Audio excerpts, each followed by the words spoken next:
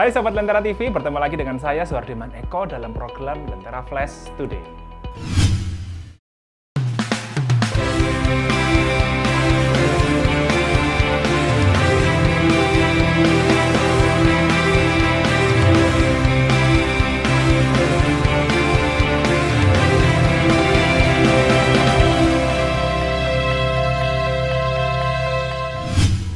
Nah, kita mulai informasi pertama dari Gedung Gerahadi, Surabaya. Gubernur Jawa Timur Khofifah Indar Parawansa secara resmi melepas kontingen Jawa Timur pada Jambore Nasional ke-11 yang akan diadakan di Bumi Perkemahan dan Geraha Wisata Cibubur, Jakarta Timur.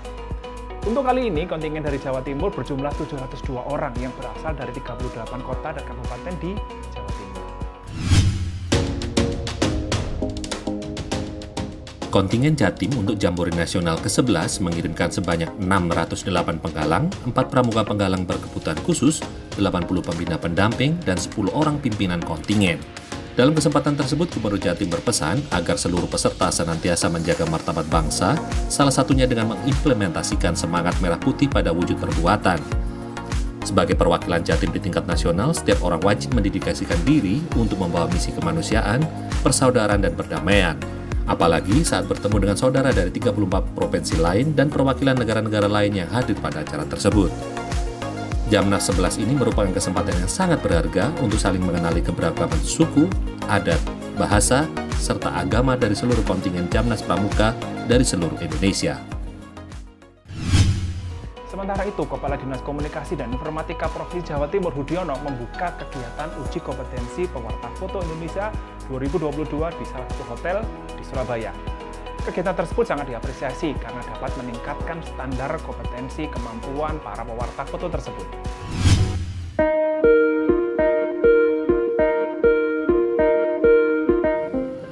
Penyelenggaraan uji kompetensi yang diinisiasi oleh Dewan Pers dan PFI ini ternyata diapresiasi luar biasa oleh Kadis Kominfo Provinsi Jatim Hudiono, karena ini adalah inisiasi yang baik untuk memberikan standar pada pers dengan melalui uji kompetensi ini.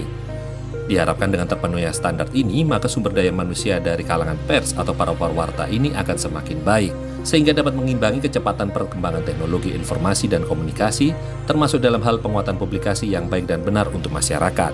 Hal ini harus terus dikembangkan karena pada saat ini para pejabat negara baik penegak hukum, eksekutif, legislatif, bahkan di korporasi, advokat, dan lain-lain semakin mengagumi, menyadari bahkan memperhatikan pentingnya profesionalisme wartawan. Tetapi diharapkan juga bahwa profesionalisme wartawan ini tidak bisa hanya digantungkan kepada para wartawan saja, tetapi juga pada perusahaan persnya juga. Dua pilar ini harus berjalan selaras karena jika tidak, itu akan berpengaruh pada kinerja wartawan. Sehingga diharapkan di era digital seperti saat ini, uji kompetensi seperti ini bisa menjadi upaya untuk menunjang kemerdekaan pers dan profesionalisme media, baik melalui perusahaan pers maupun melalui wartawan. Kita beralih ke informasi yang lain. Wali Kota Surabaya Eri Cahyadi ternyata tidak hanya cakap dalam memimpin kota, tetapi beliau juga cakap dalam berjalan di atas pentas dalam rangka memperagakan baju karya desainer dari Nahdlatul Ulama. Wow, penasaran seperti apa? Berikut liputannya.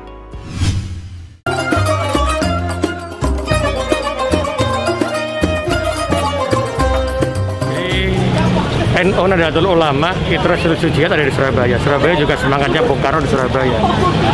Tadi saya sampaikan, Surabaya tidak bisa dilepaskan dari santri. Surabaya tidak bisa dilepaskan dari Nahdlatul Ulama. Kantor PBNU pertama ketika resolusi jihad Mbah Hasyim Asy'ari ada di kantor PBNU sekarang yang ditempati. Karena itu saya selalu katakan, saya berharap dengan kita terus khidmat kepada Nahdlatul Ulama, maka seluruh Surabaya saya ingin menjadi Ahlussunnah wal Jamaah terus bergema di seluruh wilayah kota Surabaya. Bapak tadi kan sempat juga fashion show dengan Ibu mengenakan busana dari teman-teman NU sendiri. Ya. Bagaimana Pak perasaannya tadi Pak? Saya merasa bangga ketika menggunakan baju yang desainer dari keluarga besar Nahdlatul Ulama, karena saya juga merasa bagian dari Nahdlatul Ulama, dan bajunya ada filosofinya. Ketika kita menggunakan, saya menjadi kelihatan ganteng, tampan itu karena baju yang saya pakai dari Nahdlatul Ulama. Tapi ketika tidak pantas, maka dari wajah saya yang kurang pas dengan Nahdlatul Ulama. Karena ketika Surabaya dibalut dengan Nahdlatul Ulama, maka insya Allah Ahlussunnah wal Jamaah bergema di kota Surabaya, maka Surabaya akan menjadi kota yang baldatun thayyibatun wa rabbun ghafur.